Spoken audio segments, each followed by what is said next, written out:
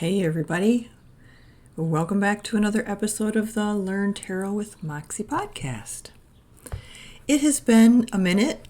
I think it's been 2 months almost since I published an episode, and that's because life has been a little bit bonkers, mostly in a good way, but in a weird way, and I'll share, I guess, a little bit more with you about that. But the last episode I published from Moab, and I had taken a road trip.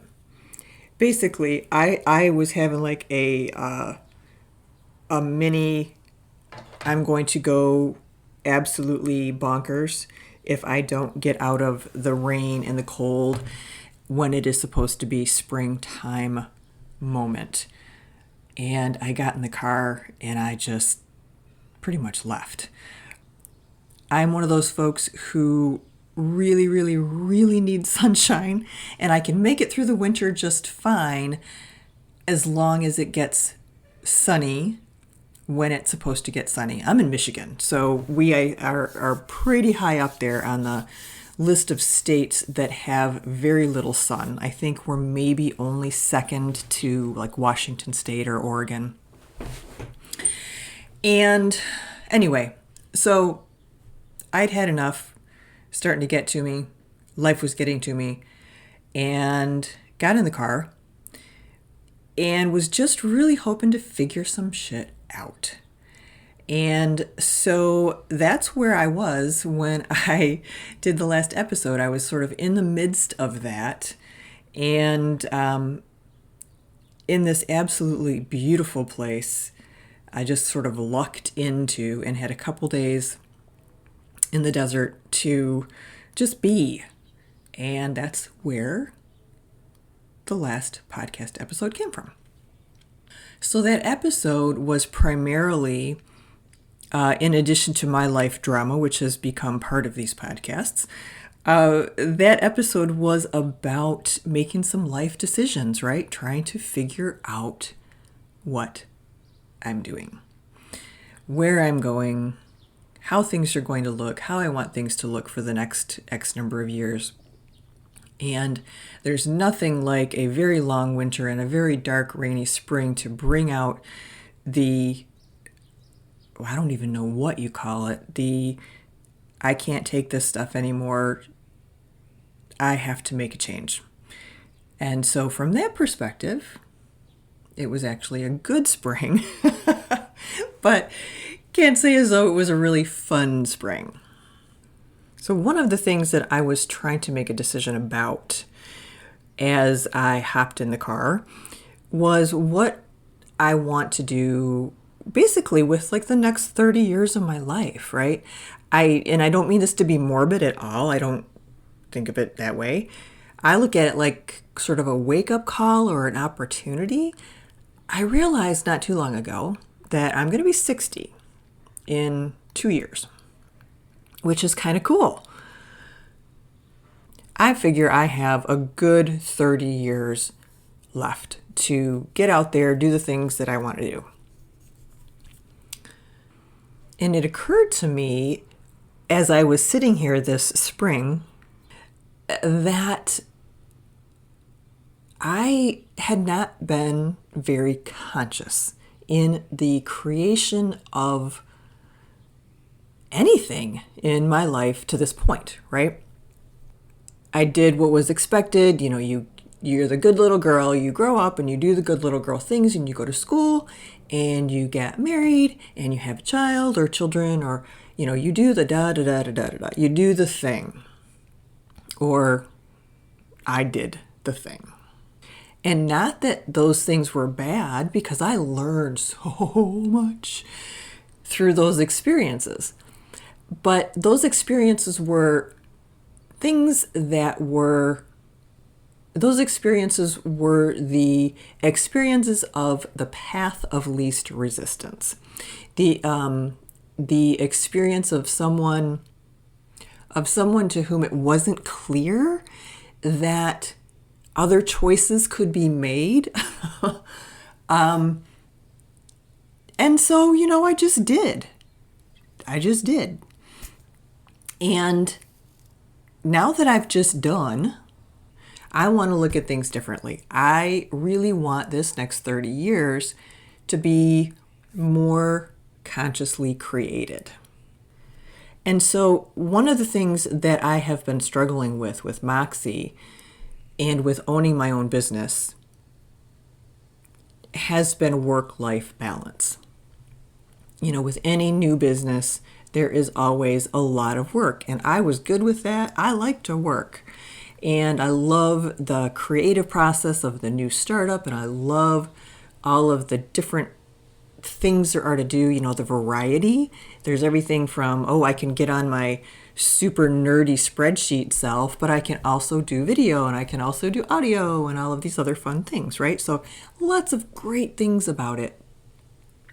And as a result, I found that a lot of the other things in my life were suffering. I wasn't spending as much time on my art as I wanted to. I wasn't spending as much time, good God, outside, exercising.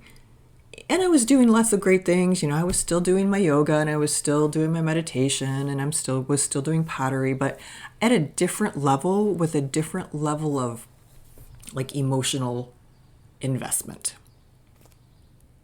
And so I started just to think about, this isn't working, right? I sort of let things happen to me for the past 58 years. Here's where I landed.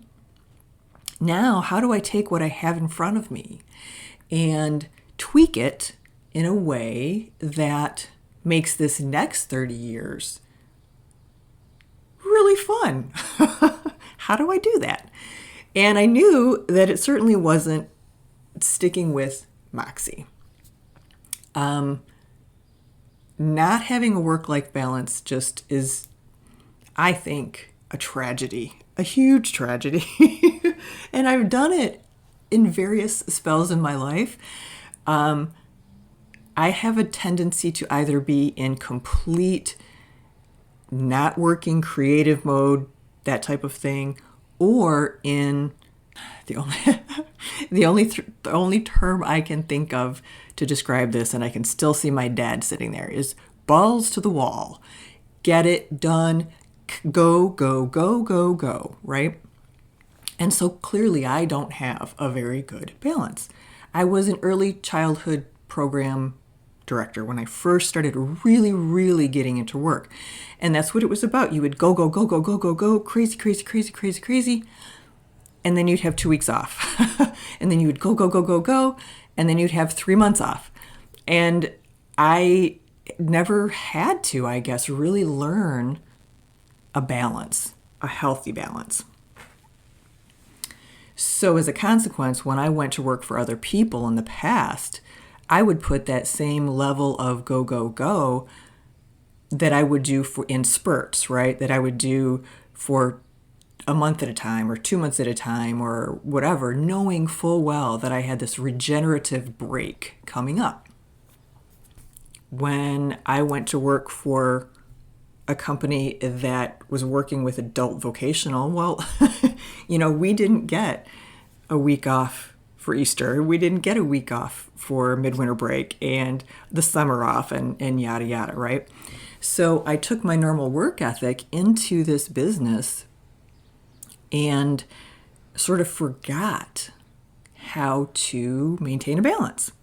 And since I haven't gone back to traditional education, I stayed in this space of constantly working, poor work-life balance, not realizing that I was waiting on some subliminal level for my summer break. So that's what I'm striving for. I've decided that my best bet is going to be to go back to work for somebody else. And I'm looking for part-time. I'm looking for good money. I'm looking for something that's going to allow me to do some good, to enjoy my work, and then to promptly forget about my work. So the rest of my time when I'm not working can be spent doing the things that I love to do, having the energy to do the things that I love to do. And I've, in the past couple months, made some strides toward that. And I'm hoping within the next couple weeks to hear for sure about a job that's going to allow me to do just that. So, Moxxie, as you know it, if your primary point of contact with me is the podcast, isn't going anywhere. Podcast is going to stay with some caveats.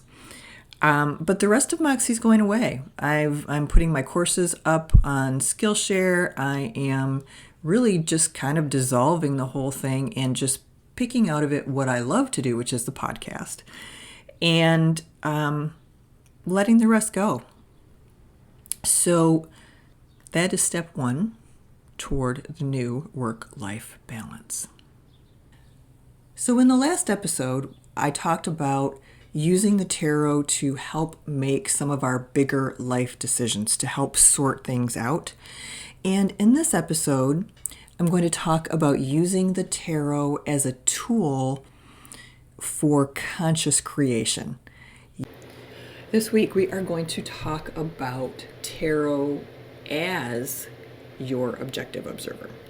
Objective observer is simply someone who watches an experiment, an event, an interaction completely dispassionately, someone who can speak the objective truth of what is occurring or what has occurred in the past. Someone who can someone who can rise above things sufficiently to see the bigger picture. The objective observer is the part of you that's able to stand back from the fray, to see what's going on, and to report the what's so of the situation. What's going on? What is the situation?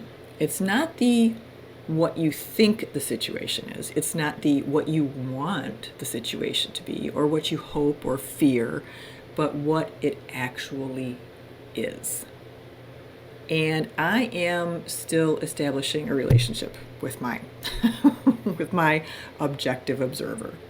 I first learned about it, years ago, in relationship to Eastern philosophy, right? But at that point, while I understood the concept intellectually, I wasn't really self-aware enough to experience it, to internalize it. And it wasn't really until I started cultivating my relationship with my higher self that I started to really internalize this concept of the objective observer. And the more experience I have with it, I'm wondering about the relationship with the two. Or maybe they're the same thing, viewed through a different lens. But I'm finding it interesting, this connection of the objective observer with Eastern philosophy. Anyway, what I'm finding is that by cultivating this, whatever it is I'm calling it, I've been able to learn to separate the what's so from my anxiety-ridden inner child who is fretting about this, that, or the other thing, right? I've been able to learn how to get to the point where I can observe myself spinning out. Like when we're dealing with all of the stuff that I've been dealing with, right? All of this, I want to make changes, I want to do this, I want to do that, and it's scary, and it's hard, and it's exciting, and it's fun, and it's anxiety producing. Whether it's good anxiety or bad anxiety, it's still anxiety, that kind of spinning out. So once I can say, oh, I'm doing it, I can take a step back and ask myself, why am I doing this? Why am I having this experience, this anxious experience, or this experience of repetitive thought, unhelpful repetitive thought?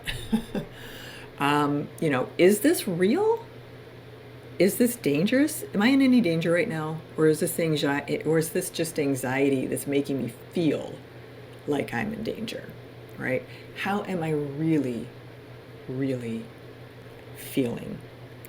Where is this coming from? Am I feeling angry? Am I feeling scared? Am I feeling excited? Because keep in mind, anxiety and excitement, the more I pay attention to this, the more I'm realizing how true it is, can feel very similar. Because all of this crap that I've been doing has been resulting in some pretty cool stuff.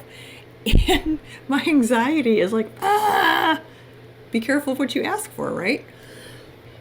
So once I get to the point where I can recognize that I'm spinning out, and I can take a step back and I can examine it and I can look at it objectively.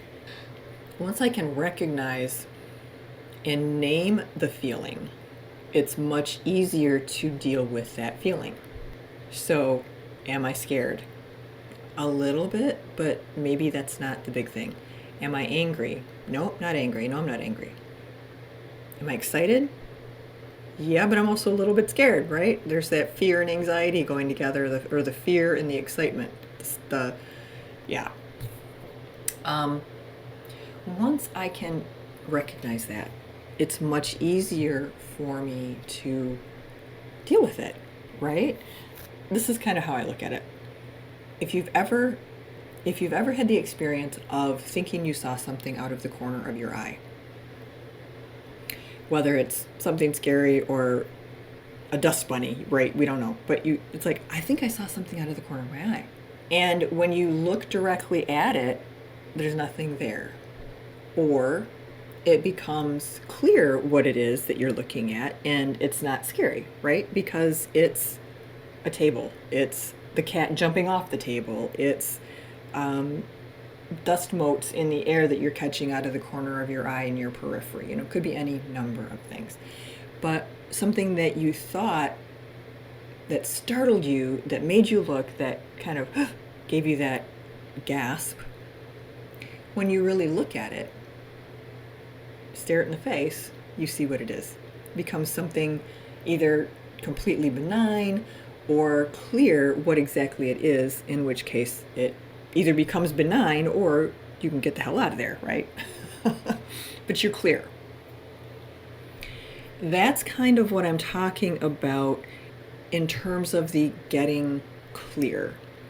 It's like the objective observer, the objectivity part of this is about looking directly at the ghost, looking directly at the dust motes, looking directly at whatever it is that startled you or frightened you or whatever it is, and disempowering it by knowing exactly what it is. And so this is a practice that I have picked up over the last couple months of looking that ghost, looking that scary thing, whatever it is, right in the eye through the use of the objective observer.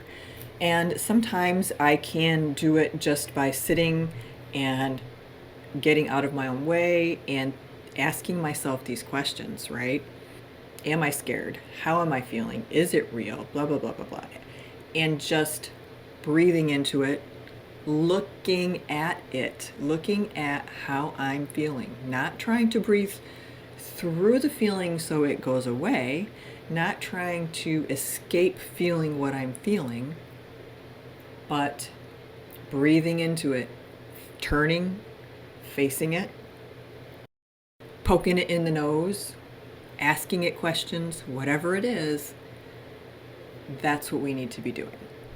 Now, I don't want you to think that I'm saying, oh, meditation's bad, going inside is bad. No. None of that. That's all wonderful. My point being, this is not meditation, right? This is a conscious problem-solving space that you're getting yourself into. And eventually, this conscious problem-solving space is going to become your default, where actually I'm going to say this conscious problem-solving space is going to become my default, because I'm only about a step and a half ahead of y'all. And I believe in my heart that it's become this has become a really helpful way for me to take a look at things. It's become a really helpful way for me to address all of the changes that I have finally decided I want, all of the unknown, right? There's a lot of unknown when things change, and I thought I would share it with you.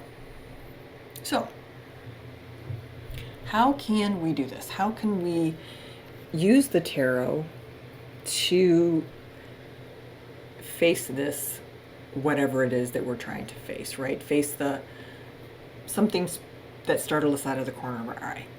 How can we use the tarot to face these things that we want to face? How can we use the tarot to help us see, maybe?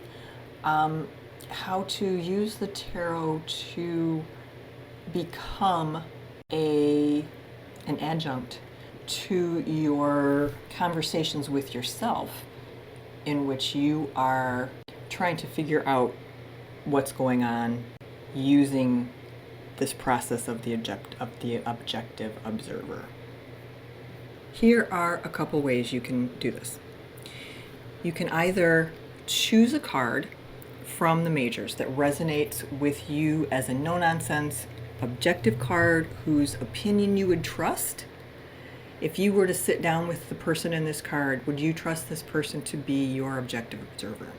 You know, for me, one of the first cards that comes to mind is Justice, but Justice is also one of my birth cards, so maybe that's why it comes to mind. Just think about your cards, the cards that have special meanings for you, the cards that resonate with you in some way. It does not have to be a card tied to you anyway.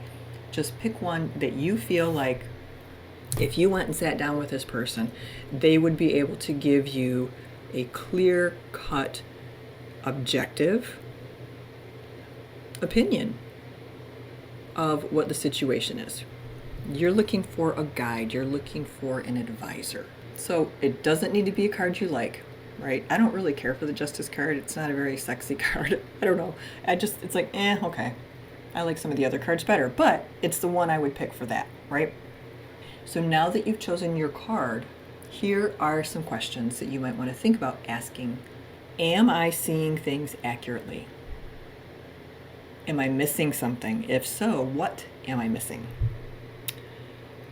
What trouble, energy, mental crap of my own am I adding to this mix that is creating more confusion? This is a good one, and this is one that has helped me a lot. What is the worst thing that could happen? What is the absolute worst thing that could happen? Because I think you're going to find that the worst thing that could happen in most, not all, but in most situations is not life-threatening. It's not life-altering. It's not something that is going to upset the very being of you and who you are, right? It's going to be something small. So for me, for example, I am in conversation with someone about a job that I really want, giving me all of the things, all of the flexibility, the money, the flexibility, blah, blah, blah, blah, blah, right? And when I get myself into this anxiety-ridden place in relationship to this, I can sometimes get myself kind of wound up, right? It's like making it a much bigger deal than it really is. It's a job, for God's sake. It's not, world peace, right? I ask myself, what is the worst thing that could happen? Okay, what is the worst thing that could happen? Well, the worst thing that could happen is I don't get this job. Okay? So find something different. There's a bazillion jobs out there. There's tons of things I could do, right? Really looking at things like that sometimes helps us realize that there's a possibility we are making a mountain out of a molehill, or we're giving something too much control, or we're giving something too much power over how we are feeling and, where we're going and all of those things. You might also want to ask, okay, well, if this worst thing happens, what are my options? Okay, well, my worst thing that could happen is I don't get the job. What are my options? I start looking at this type of situation. I look at that type of situation. I look for a different job. I reach out to this person. I network here. It's not stopping the process. It's just a momentary glitch, right? That's the worst thing that could happen. What do I truly, truly want to happen, right? Think about that. Because, you know, there was a point at which I realized that I was almost asking or thinking that I wanted something that is far, far too much like a past job that I left for a lot of reasons. I don't want that. I don't want that again, right? I don't want that level of responsibility. I don't want that level of whatever, right? Whatever it is in this job. I don't want all of those things. So no, I don't want to be the face of the organization. No, I don't want to be the rock star. I just want to go in, I want to get paid well, I want to do my job, I want to do some good and get the hell out of there. That's what I want. So asking yourself these questions, asking this card that you have chosen, whatever one it is, to help you really, really dispassionately look at these things is going to help. What do you know? What do you know for sure? What are the actual facts, right? So for me, it's like, okay, I know she's interested because she reached out to me. I know that she's trying to run 3 businesses and needs help but doesn't even know what the heck to do. She doesn't know how to get there. I know that if I push this situation, it might not go well for me because she is juggling so many things. And so there's this balance and this thing that I need to do to help support her get things organized to the point where she can offer me this amazing freaking job, right? Those are some facts, but what am I guessing about, right? What are some things I don't know? Well, I don't know, exactly this, that, or the other. So sitting down with a list of questions like this, your own list, whatever you choose, with the idea of getting things narrowed down into a list of objective facts, right? Alternatively, the other option would be to use this card as a signifier card and create a tarot reading around the questions that I've just gone through, right? Create a tarot reading around why am I seeing things, what am I missing? Boom. What mental crap am I adding to the own mix? If you are struggling to come up with these answers on your own, right? If you are still in a space where it's maybe a little bit hard for you to get that objective distance, use your cards, state very clearly when you are shuffling your cards, when you're getting ready for your reading, that, this is just about getting you clear facts. You're open to information. Please send it through in a way that makes it easy for you to interpret it, whatever it is that you need to do to get this feeling under control with the support of whoever's out there that answers our questions with the tarot cards.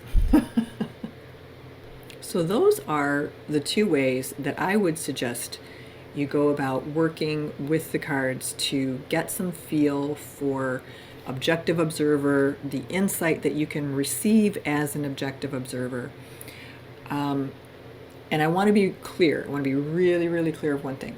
While this is in some ways, I suppose it is still fairly woo. I mean, we're talking about, using the tarot. But suggesting we start tapping into this objective observer thing is not abandoning our gut. It's not abandoning our intuition. It's not abandoning any of those things. I look at it as now I've sort of been standing at the head of the classroom lecturing you on what the tarot. Cultivate a sense of gaining full knowledge of who we are, what we want, how to get it, and creating a situation where we're able to use the best of all of the tools in our toolbox, right? Where we're able to more dispassionately step away and look at things from a more critical or clinical perspective, just to give us that emotional space we need.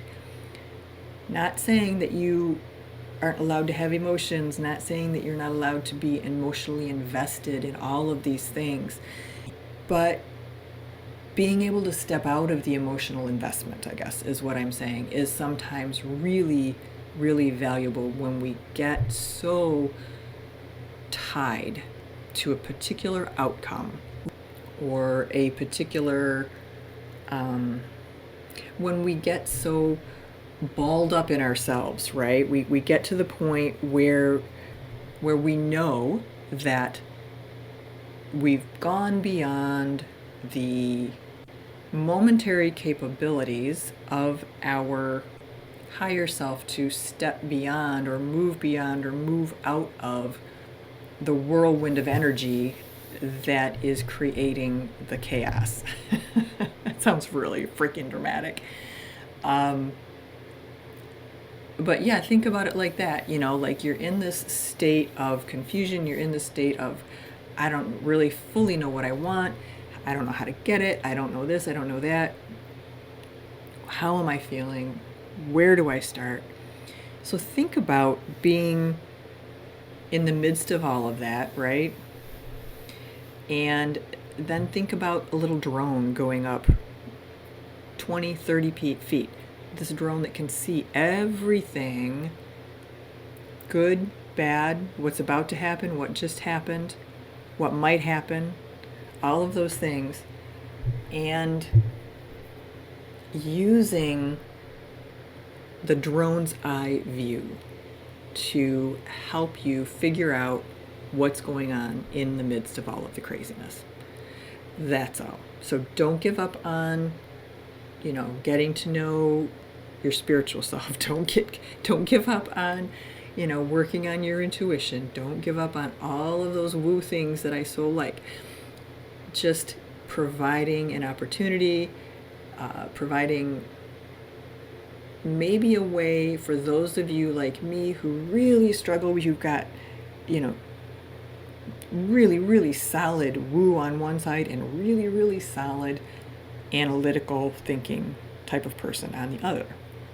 So this is a nice way to balance out the two things. A month or so we'll get things rolling and have a nice little flow of question and answer opportunities for people to come on the air with me and do readings, ask questions, and all of those fun things. So that is that. Thank you all for your patience as I get my life figured out. I could be having to be patient for a little while, but that's process, right? That's what growth and life are all about. So you all have a great week, and I will talk to you again soon. Be well.